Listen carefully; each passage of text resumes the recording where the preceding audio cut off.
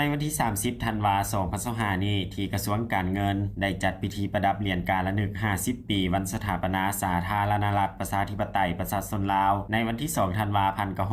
1975 2 ธันวาคม 2025 ให้บรรดาการนำและอดีตการนำของกระทรวงการเงินโดยการเข้าร่วมของท่านสันติภาพพรหมวิหารกรรมการศูนย์กลางภาคเลขาคณะบริหารงานภาครัฐมนตรีกระทรวงการเงินมีบรรดาห้องรัฐมนตรีอดีตรัฐมนตรีห้องรัฐมนตรีอดีตคณะนำกระทรวงการเงินกระทรวงแผนการและการลงทุนในเมื่อก่อนหัวหน้าห้องการหัวหน้ากรมห้องหัวหน้ากรมพร้อมด้วยพนักงานหลักแรงเข้าร่วมอย่างพร้อมเพรียงในพิธีทานภูวงศ์กิตติวงศ์ห้องรัฐมนตรีกระทรวงการเงินได้ขึ้นผ่านรัฐดำรัสของประธานประเทศว่าด้วยการประดับเหรียญการละนึก 50 ปีวันสถาปนาสปป.ลาวฉบับเลขที่ 282/ปปทลงวันที่20 พฤศจิกายน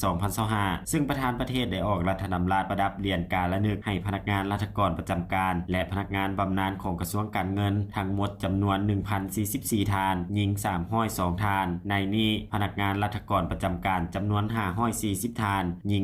192 ทานพนักงานบำนาญจำนวน504 ทานหญิง110 ทานพร้อมนั้นยังได้ผ่านใบมอบสิทธิ์ให้ทานรัฐมนตรีกระทรวงการเงินต่างหน้ารัฐบาลให้เกียรติประดับเหรียญการละนึกดังกล่าวฉบับเลขที่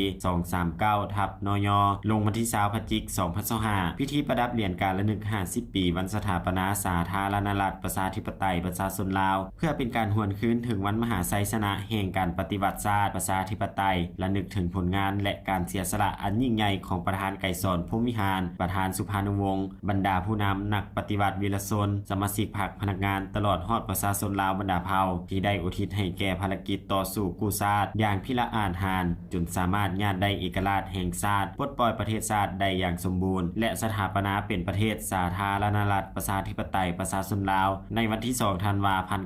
1975ในพิธีประดับเหรียญการละนึก 50 ปีวันสถาปนาสปป.ลาวให้พนักงานอดีตการนำและพนักงานหลักแรงกระทรวงการเงินเป็นเกียรติประดับโดยสหายสันติภาพพรหมวิหารกรรมการศูนย์กลางภาคเลขาคณะบริหารงานภาครัฐมนตรีกระทรวงการเงิน